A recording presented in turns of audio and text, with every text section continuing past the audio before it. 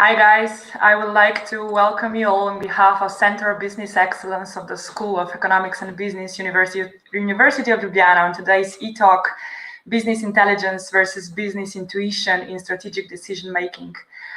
Thanks to all the guests who are with us. Hi.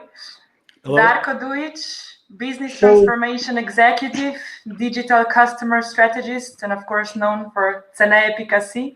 Luis Madureira, Consultant and Managing Partner, Founder of ÜBERBRANDS. Tadej Krašovec, Member of the Management Board of Addiko Bank Slovenia. And Luka Tomat, School of Economics and Business, Ljubljana University, Academic Unit for Business Informatics and Logistics. Also, I'm welcoming all the guests who are with us today. Please do not hesitate to write down your questions or comments directly in YouTube, and our guests will try to answer them in the next hour. And maybe, Luka, I will just pass the words and the floor is yours. Okay, thank you, Masha, for your kind introduction. Now that we know each other, let's just start with a brief introduction about what BI is. So today we're going to talk about business intelligence. So what's business intelligence? In studies, you can find different definitions. However, it's commonly used to describe the technologies, applications, let's say the processes for gathering, storing, accessing, analyzing the data in general to help the decision makers to make better decisions, right? So there is no universally accepted definition of BI. So let's just say that for today's purpose of today's talk, it can be defined as a broad category of technologies and processes that's used to gather, store, access, and analyze the data. And this is now the crucial point to support users, or let's say managers, to make better decisions. Okay, today we're going to talk about strategy, right? So what about strategy or strategical and informed, so-called informed decision making? The studies show that there exist huge and strong relationships between BI systems and systems to support strategic decisions, right? It's quite a new approach. It's not that new anymore. So, however, it's a new approach in, let's say, organizational architecture, right? So it has to do a lot with the organization, and it tries to improve the speed and the quality of information in order to make more accurate strategic decisions, right? So the idea is to have the minimum amount of time with maximum quality. That's the idea. However, it affects the strategic decisions, right? It can improve efficiency, agility, flexibility, and spatial integration. This is something that we're going to talk a lot about today. And it's also about organizational readiness, right? It's an important factor for decision making. However, regarding using or not using sophisticated BI tools or just some general BI tools, there also exists something like so-called BI-based organization. So that's something that we're going to talk today with our guest. So I think we can just start. So maybe for the beginning, the first, let's say, question or idea to elaborate on would be the decision, or let's say the dilemma between technology and a concept. So for example, Luis, what do you think? Is a BI more a technology or is it more a concept? Yeah, thank you, Luka, for the introduction. I would say that it's both, right? So it's a technology in the sense that you use a specific, for example, software, or you use a specific process to actually get from data into insight, okay? In this case, intelligence. So intelligence being an actionable insight. I would say it's also a concept, right? It's like, you can even call it a philosophy, as you're saying. So it's kind of a business intelligence-driven organizations or data-driven intelligence, data-driven organizations. Basically, this can be a concept as well. It can be even a mindset, a way of approaching decision-making. So I would say it's both, to be honest. Okay, and what about Tadej and Darko? Maybe Tadej, would you agree? What would you say? I would agree, but I would maybe even say that technology is not a problem anymore regarding business intelligence. We have tools, we have warehouses, we have solutions that, from technology point of view, enables us this data analysis, business intelligence, and so on. What seems in practice more of an issue or a challenge is getting this mindset, as Luis said before, to all the units in the organization. Usually what I see, at least in my line of work, is that there are some pockets in the organizations that are very quick in getting this mindset, this attitude towards data and using it for the decisions.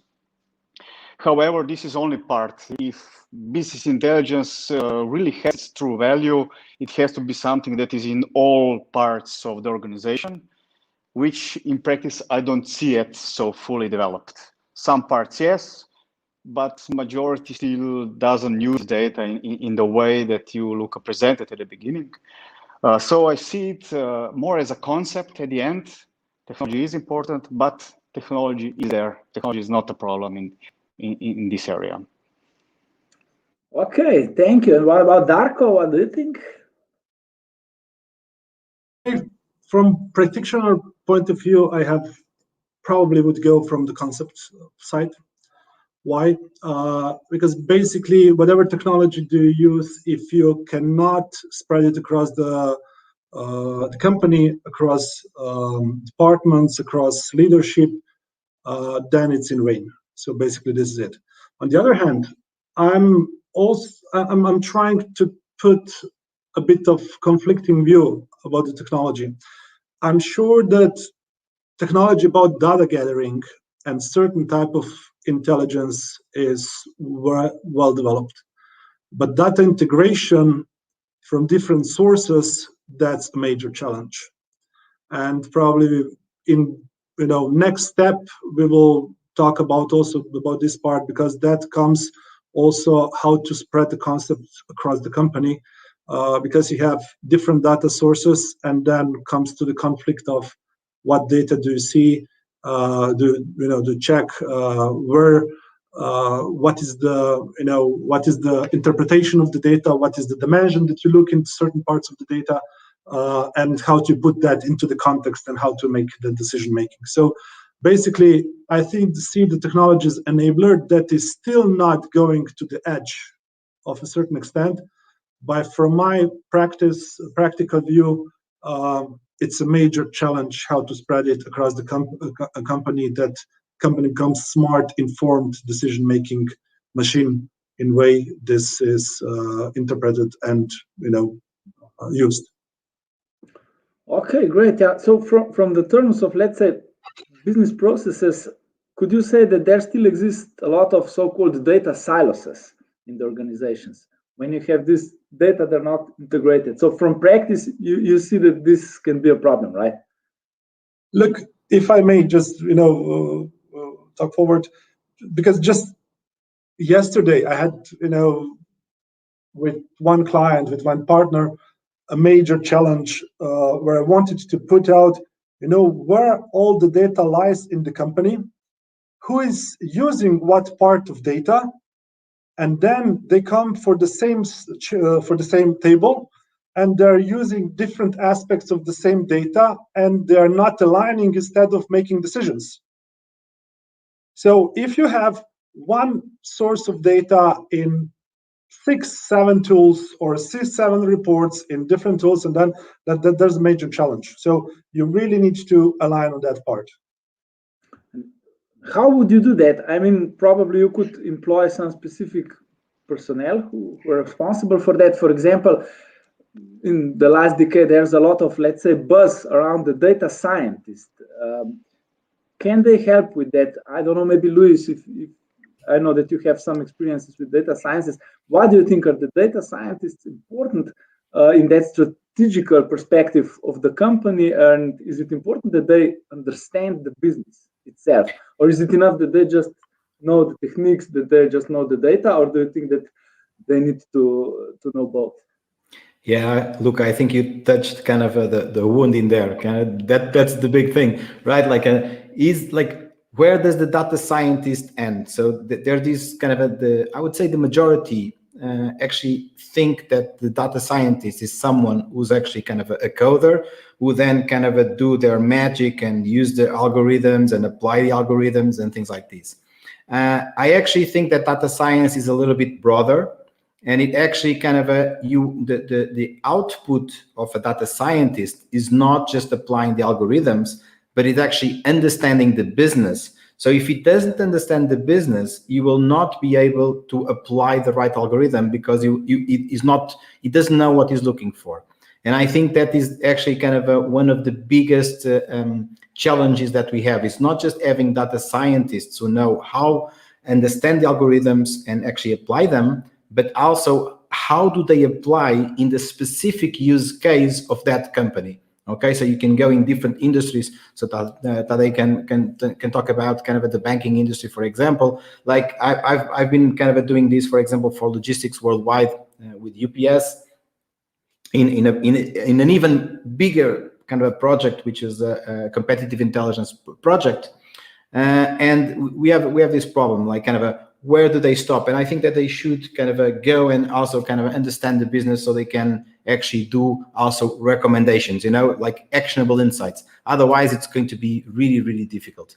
And I think universities and education as a whole has a huge role to play in that. So data scientists need to come to the management school to learn marketing, management, and so on. And also kind of managers need to go also to the computer science, the artificial intelligence, the information management schools to learn kind of how this technology can help them.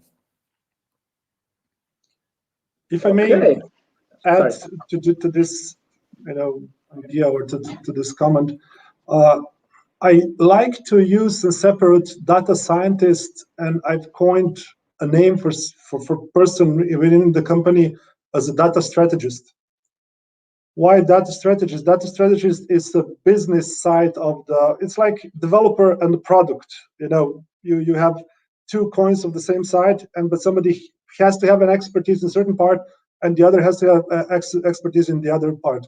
So for me, data strategist is a person that understand the processes data scientists goes through, do not work on those processes or those analytical work, whether going through artificial intelligence or whether using statistical methods to come to a certain extent, but can get the context out of the data, and then trying to put the management or the decision makers, what is the decision value of that information that they gather.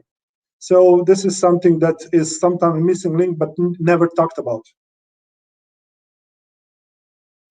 Yeah, I totally agree. And you were talking about the data strategist. So what do you guys think about the idea that actually this data strategist should or could be a board members? Or how important is the board members of the organizations are passionate about BI, lead by example and stuff like that? So do you think that it's important to have these CIOs and, let's say, data managers inside the board members? For example, I don't know, today, how do you see it in banking? Banking is huge. I think it depends quite a lot on the size of the company, whether they need a special board member for this. For larger companies, for sure, this is valuable.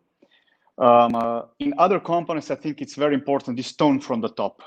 If a board or the directors are not supporting that, or are not promoting actually very actively that, this project, so to speak, or this concept will not be successful.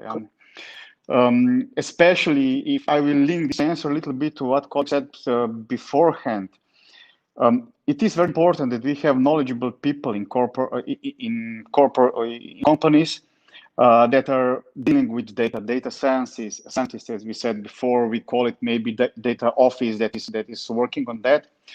But also, I believe it's very important that we have people that understand, or that are learning to understand the data and databases and processes in the business units, or actually in almost every business unit. Otherwise, we don't get this link between what business needs and what data can help with. So the most important is tone from the top, and then to spread this knowledge, this interest through all the units in the company, whether it's bank or whatever. Yeah, I would echo what was just said. So I think that in order for you, the culture is the most difficult thing that you have to manage in a company. And if you don't have someone on the board level that can actually kind of drive this cultural change, then it's very, very difficult. So I've set up the competitive intelligence function in Heineken, and one of the key success factors was that I was reporting directly to the CEO. So I was a board member, and that, of course, I was able to integrate kind of all the information. And, for example, identify what we call dark data. So the data that a lot of companies have in their companies, but they don't even know that they exist. So if I go to a CEO or to any other board member and ask, so what is all the information that you have? They would not know where that information sits. They would not know the complete information that they have.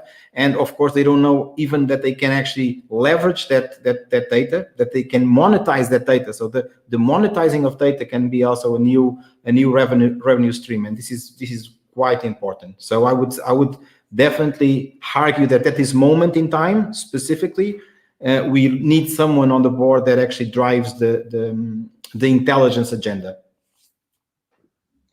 Okay, so sorry, Darko, just go ahead. Yeah, basically, I do have experience also with introducing customer intelligence system in the major regional retailer, and it was an activity that was taking place on executive level for sure. What you need to do first is you need to understand what is the managerial, what is the middle management, and what is operational side of data that you can manage, what are the frequencies, and what kind of impact do you want to do. And then you also have to do some kind of a measurement benchmarks to understand how this moves and how to drill down. On the other hand, when I was in a smaller company, basically, in the meantime, I've worked for Google, and Google is really data-driven company. And I've basically moved also one of the practices how to scale information and transparency across the company, which probably the concept of OKRs, objectives and key results. And this is pretty much important that me as a CEO and all total management was completely honest, transparent on the objectives we do, on the KPIs we measure, and also exactly what we achieved based on the target we measure. And that doing in front of everybody in the company, what I really learned in the best way from Google, being transparent, say, look, we didn't achieve that KPI, we should proceed it into the next quarter, we should do it. And when we're talking about the technology, whether we have data, how to use it, how to make it actionable, how to empower people with this data to make decisions. There is a really important issue to talk about, or important challenge to implement.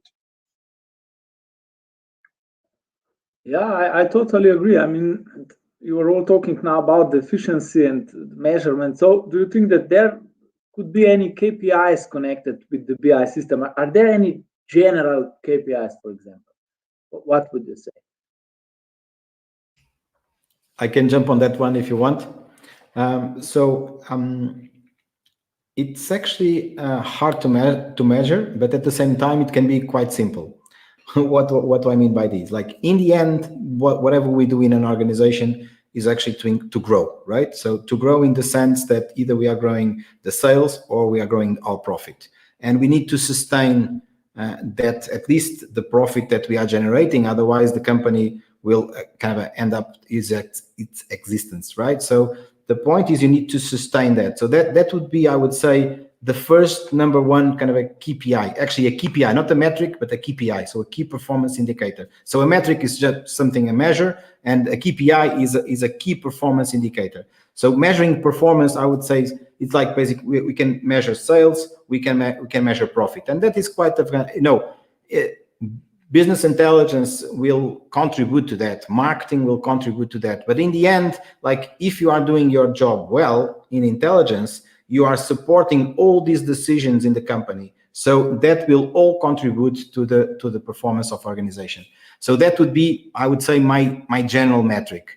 And then, of course, you can go into other kind of a key metrics, like, for example, the amount of information that you use. For example, like, are you leaving information on the side? Are you using consumer information? Are you a customer centric organization, or are you kind of do you know who is selling what and how much and who is generating the profit and this kind of thing? So these are all metrics that you can then use, but I would say that at kind of at the broadest level, at least sales and profit are things that you really need to measure.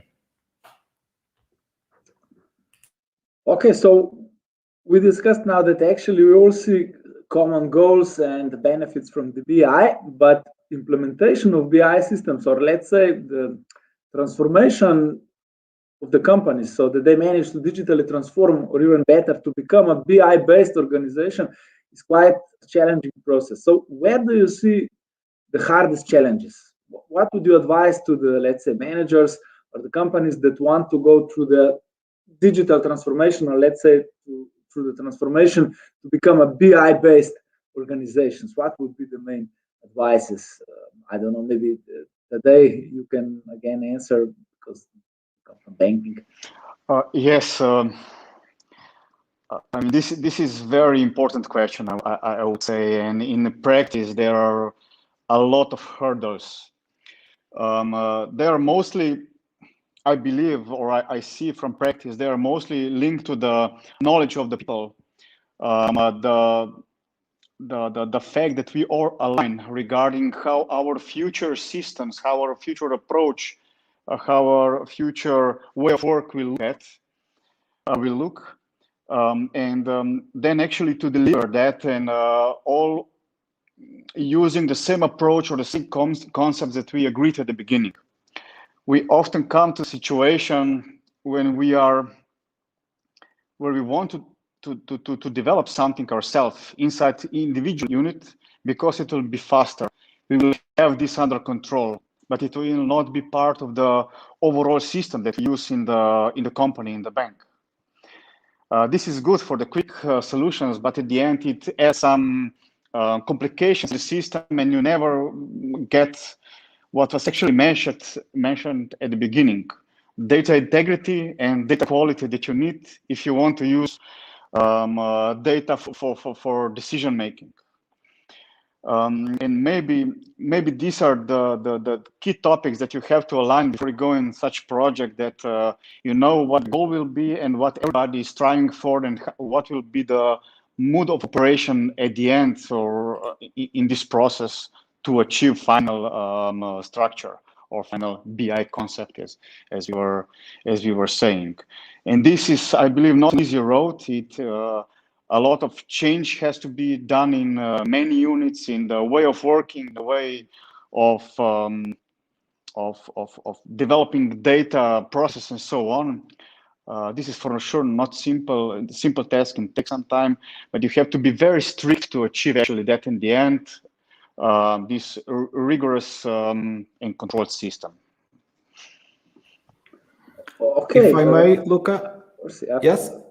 I just wanted to say that Darko, as expert from the business transformations, probably could have some experiences from that, and could also explain maybe some good stories and some bad stories. And so, please go on.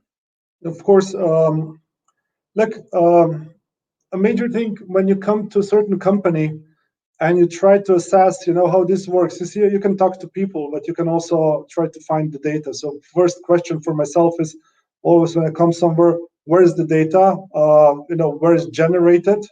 And then what is the quality of the data? So to understand where is it? And then start to think how to integrate this data that start to make sense in a business way. So when you understand this part, now I'm talking as a business manager, as somebody from the business side. I'm not talking now as a data scientist, but somebody whose ultimate target is growth of revenue, growth of customers, growth of everything, growth of business at the end of the day. And then you need to understand that from the measure that is ultimate to the company, and Luis said it's growth, whether how you want to interpret it, how to waterfall that measure to the ultimate department. What it means that, how, if I'm a managing director of a certain company and growth in revenue influence how my UX designer work, how we can schedule, how we can waterfall down each measure down, that they will see that they're part of the impact towards that ultimate growth. And that's something that, from my perspective, is really interesting. And on the other hand, I could just say, how to promote, there's one question, I see it in the comments, how to promote the importance of business intelligence inside your company. I would just give you an example of what I did in that major retailer. Basically, me as a executive director responsible for the intelligence, I took and I did the workshops in 8 countries with top and middle management to show the importance of the data, and to show also of the all intelligence report, what kind of reports the board members are getting each quarter or each month, and to understand what are the basic things. Whenever I had this discussion, I always got a response, please come back with this. It's already an actionable workshop that we can do planning around, or we can do some actionable decision making, which is sometimes really good for the management or middle management, just to start thinking about and go out from the daily routine and start thinking about something that is always around, but they never take time to use it. Yep, Luka, and Darko, I would like also even to zoom a little bit out. So when we talk about digital transformation, I think that the first thing that we need to understand is that digital transformation is actually a change management process. So it's like basically going from where you are now into a digitalized company, but it's not just about digitization. So it's not just moving to digital. It's moving to digital, but in a way that you are actually providing a bigger value to your customer. And I think this is the most important stuff. So there are 2 things in digital transformation. The first one is the change management process, and the second one is becoming customer centric.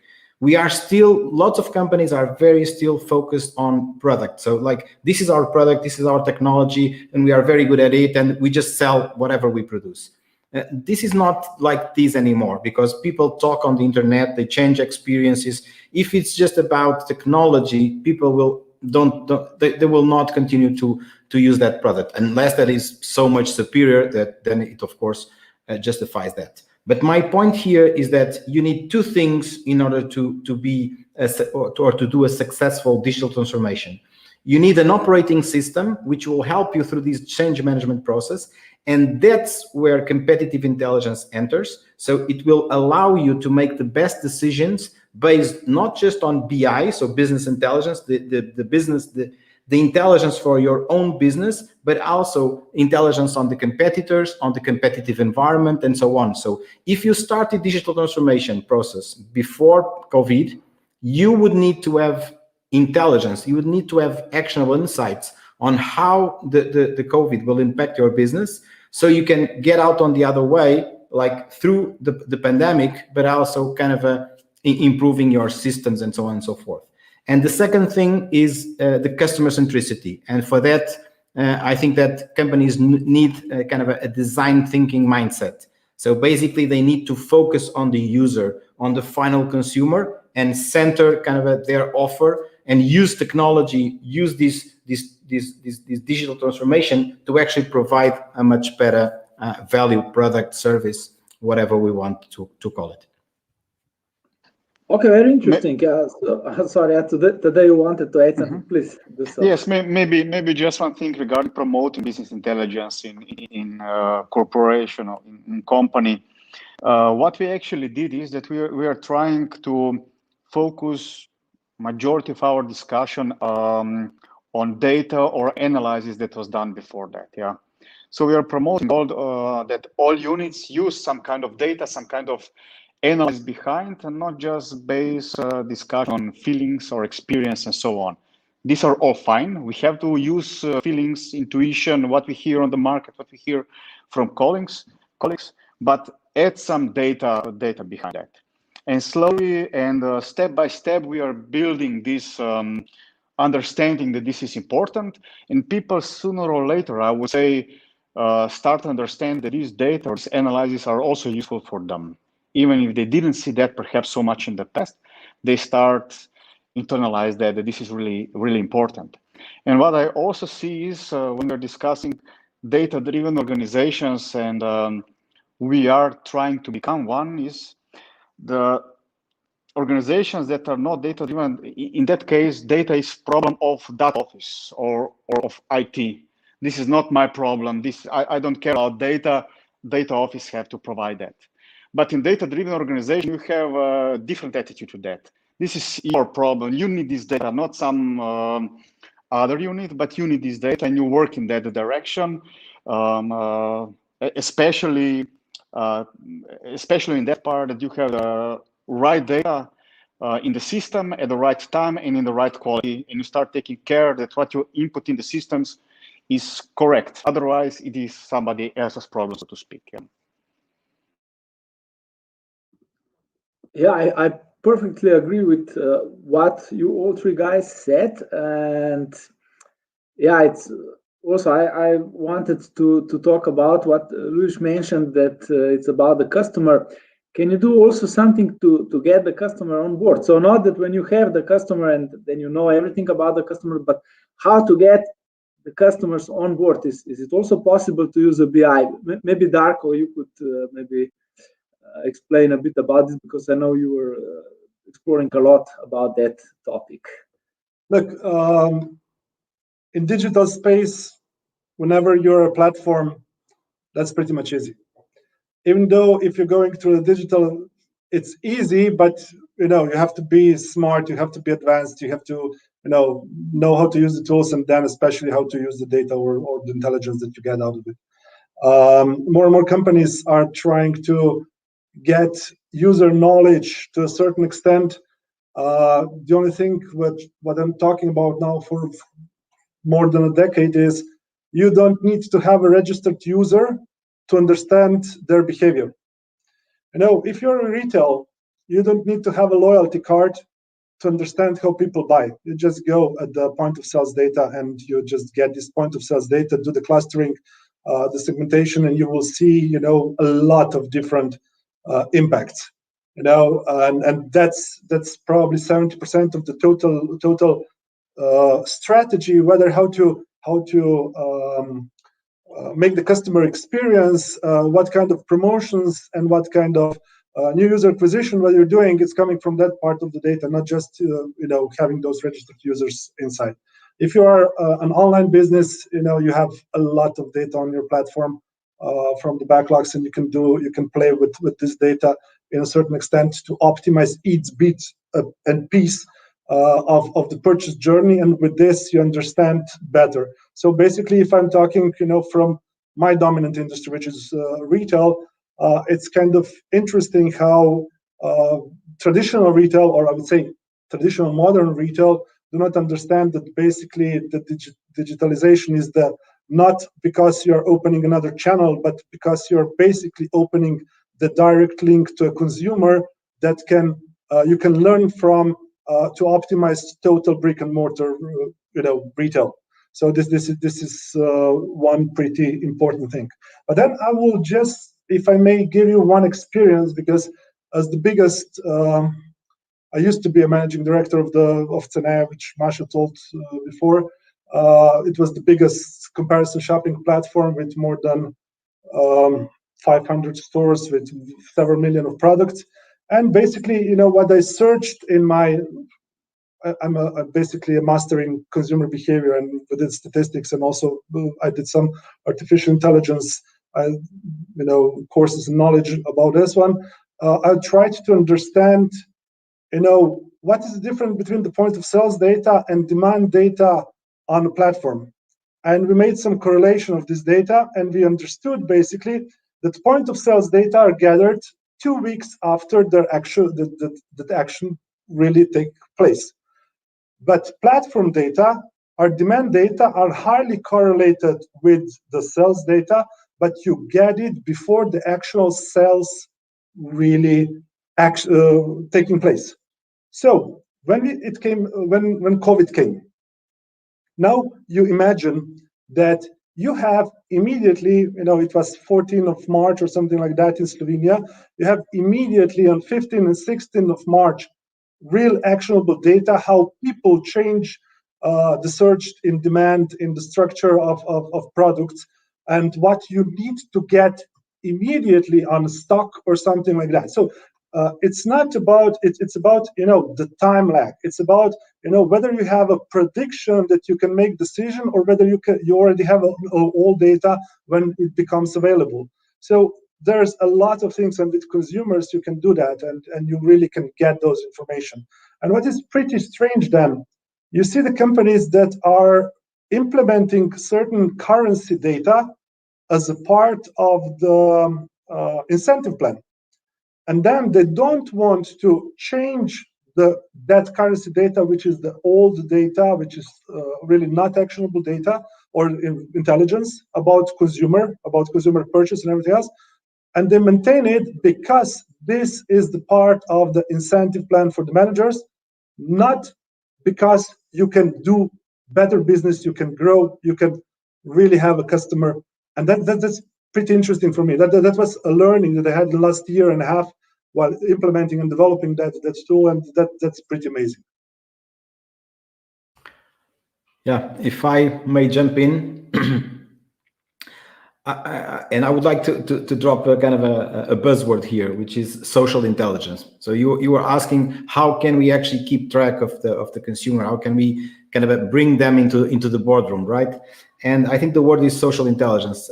So basically, we are talking about, I'm with Darko. We don't even now need to have our own stores and our platform to get the data. So if you go and you use search intelligence, so what people are actually looking for online. So there are things that you don't tell your wife, but you actually go into Google to look for. You know what I mean? So this is actually kind of a trove of information about what people are looking for. Okay, so with these kind of techniques, you could predict the voting in US much more kind of accurately than actually asking people outside the polls, and you get that almost in real time. Okay, that's one of the case studies.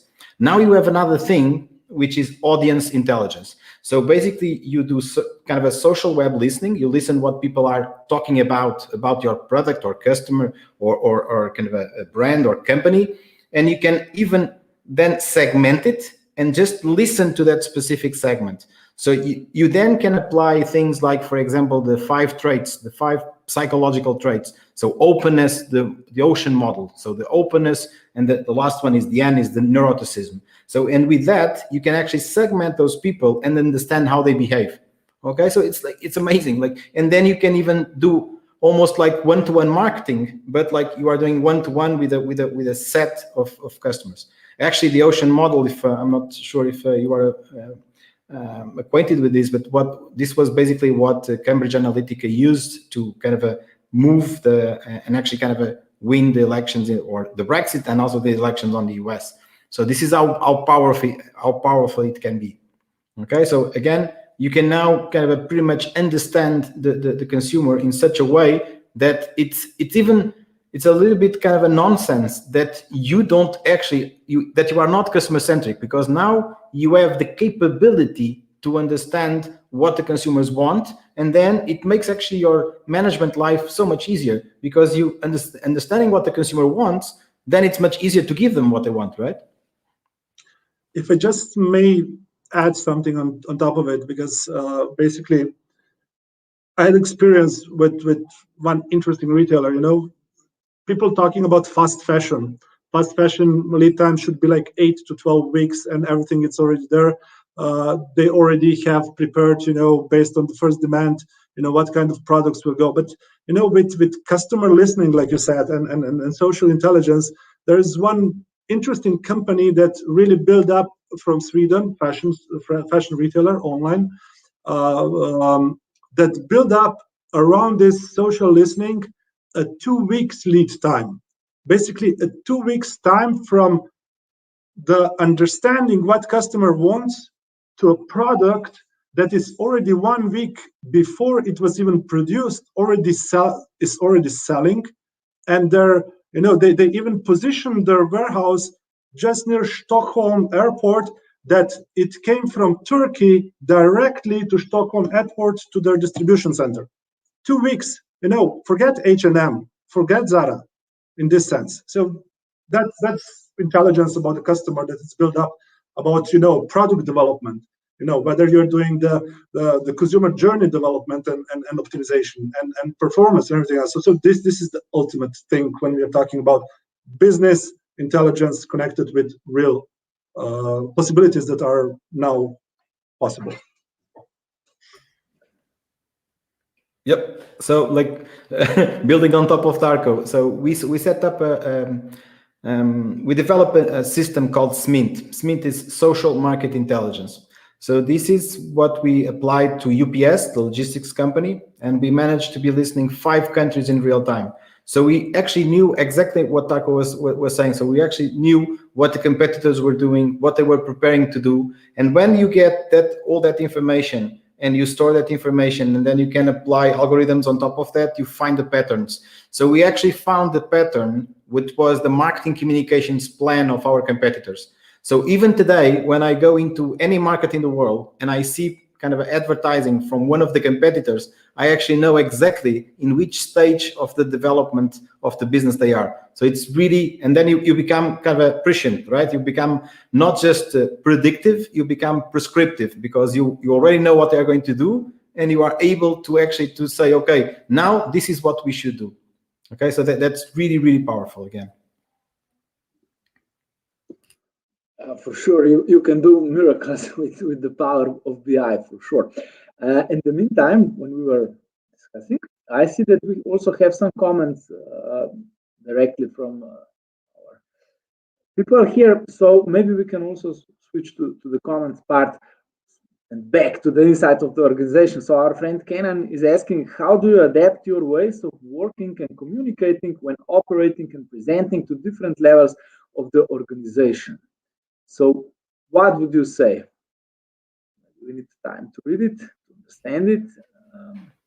So probably we have different levels inside of the organization. So which strategy do you use when you try to communicate all around the BI? I think we've already kind of addressed that. I think Darko mentioned that a lot. So and Tadej as well. So kind of you really need to know what is the most important KPI at what level. So for example, I'm on the board and I'm going to talk to the CEO. The kind of information, the dashboard that I'm going to give that stakeholder, that decision maker, must be different from the dashboard that I'm actually showing, for example, a brand manager.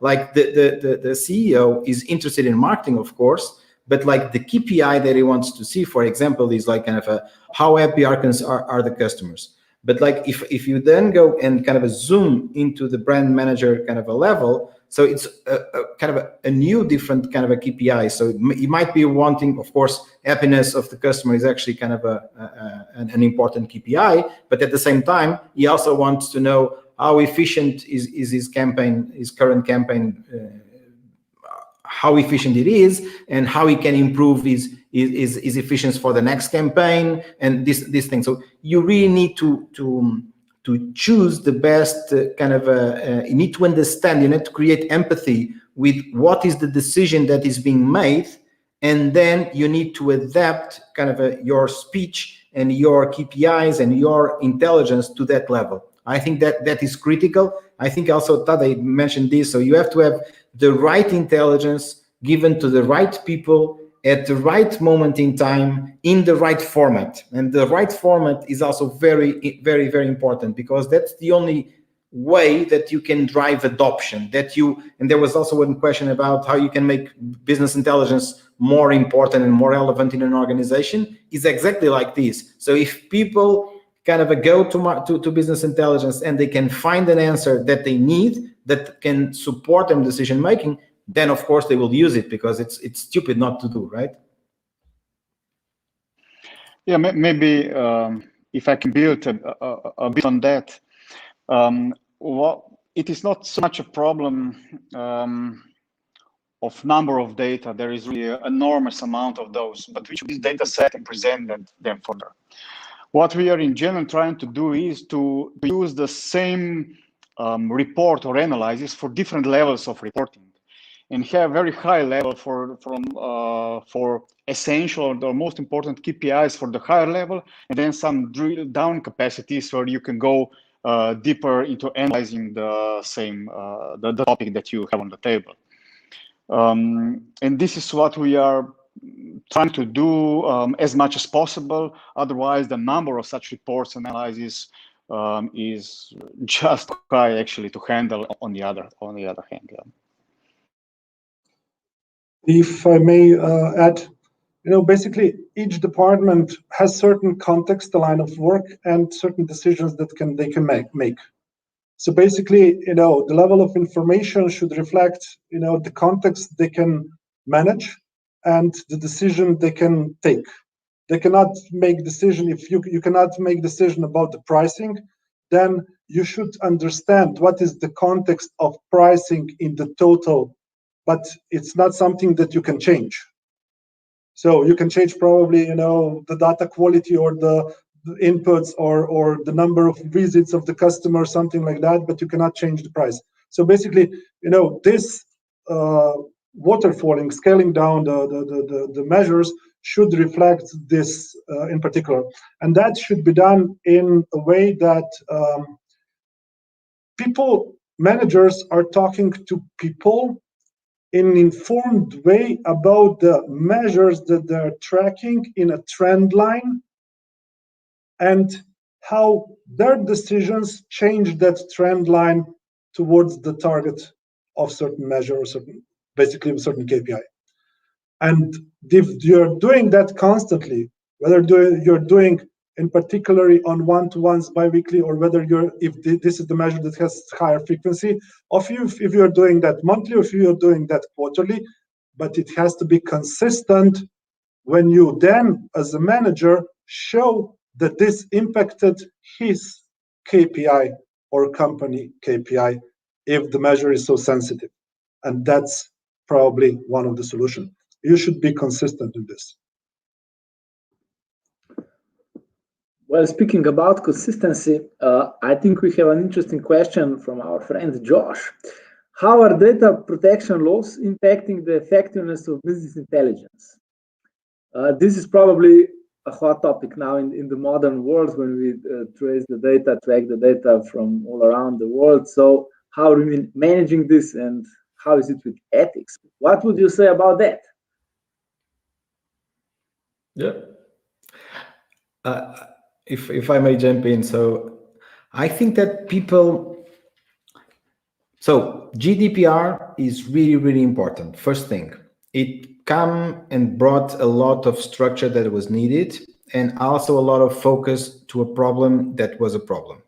Okay. That said, for example, in competitive intelligence, this doesn't really affect us almost at all. So if you are doing competitive intelligence ethically and legally, you wouldn't the impact is almost null. You know what I mean? Because again, you are not really interested in knowing the name of that specific person or the email. What you are really interested in understanding is their behavior. So you need to understand what they want, what they need. Okay, and that is actually not we are not going to make a product for one person. So the one-to-one marketing, although it's this would be the ultimate goal, we are not yet there. And if you actually get, and even if we get there, there's if I need a car, there's more people like me who need a car, so the car will be pretty similar. So you can always segment, and then you target the segment. You don't target that specific person.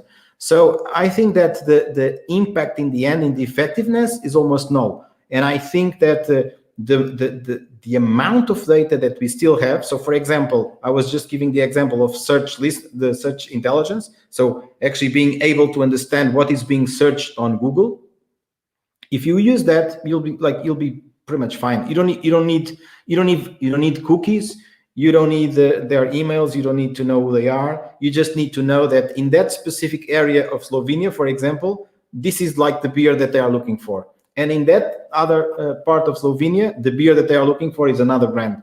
And like this will do for marketing very, very well. So like it would be great that we had that problem, that we had already kind of run out of things to do. So there's a huge potential in there still. Okay. Today, you also more aspect on this. GDPR was quite hit, I would say, for us regarding how we can analyze data and how we can then give specific offers to our clients. I agree with what Luis said, that this is a very important regulation. Fully agree with that, but it sets some hurdles on this path for us. So it is very important for us that we gather consent from our clients that we can work on their data with the goal that we give specific offers that actually help them, and that we don't bombard them with all kind of offers that for most of them they are not interested. It's okay that's good for customers because they have targeted offers, and it's good for us because the hit ratio is higher if you are target the portfolio that is, or the segment that is interested in specific product. However, of course, for the clients for the customers to be okay with that we proceed their data, they must have something in return. And in that respect, we try to offer some functionalities that they would otherwise not have because we don't have sufficient data to offer that to them. Still, in banking, I have to say it is very hard. It is harder than in, for example, retail business that we were discussing before. Customers have much more interest in retail business than in banking. This is clear. So we were, so to speak, hit by GDPR regulation. But there are solutions, I would say, to motivate clients to give their consent for their data analysis. I would just like to add, GDPR is something that is basically needed, and it's a base thing, not being in some wild west about the data, because this data can be misused in tons of way. But I would like, go back in a way that I set the scene for this discussion, that especially in in industries when you have a lot of different touch points within the consumer journey, basically you don't need to get into the in depth into the personal data, and you can use the patterns that are within the behavioral patterns, and then also based on these behavioral patterns you can use the targeting also based on behaviors that are generalized. And there is a possibility of clustering certain data that you are anonymizing, but you still understand behavior. So basically these are certain possibilities that's important. But first, really, it's important what Urška said here is, also to understand and to use first-party data that you have own data in a sense that you extract the most out of it, and you really need to understand what is the personal data, and you just try to put the process type of data and do the analytics. For some companies, having own skilled people, data scientists, is a major investment. I need to say so. It comes with a cost, and if management do not understand what will be the benefit, then those companies do not use data scientists, do not use data strategists, or are not keen to develop in that sense, and they use their intuition, which comes to a certain level of discussion. and we need to understand what basic intuition is.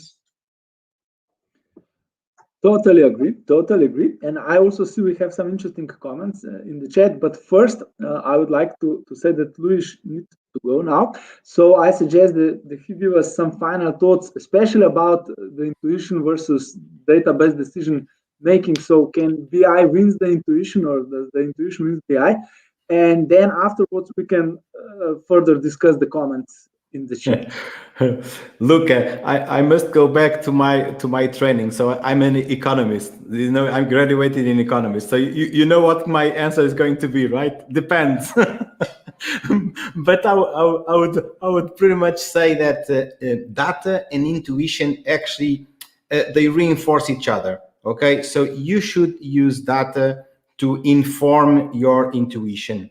Okay, your intuition is mainly the capability that our brain has to actually process data while we are not thinking. So intuition is basically thinking without thinking, okay? So it's basically we have the data in our head and kind of our brain starts to connect those data points and actually comes with a hunch, with an intuition, right? So I would say that we are, in the end, we are talking exactly on the same thing. So I would say that data and intuition kind of comes together, and you can use data to provide intuition, but then intuition actually also it will allow you to go and look for the right data and look for the right algorithm and look for the right answer.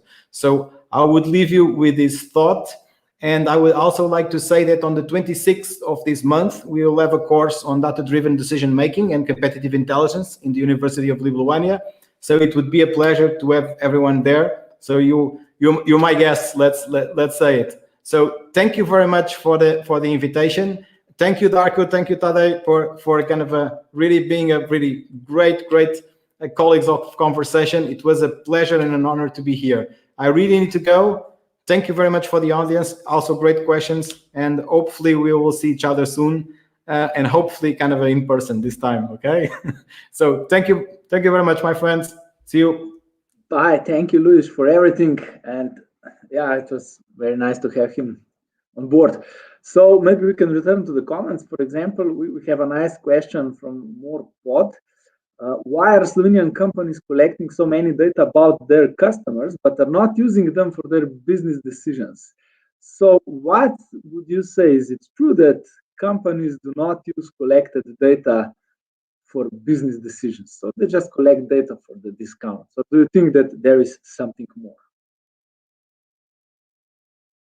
Maybe this is the question for me, because I also used to run one of the biggest loyalty scheme in the region.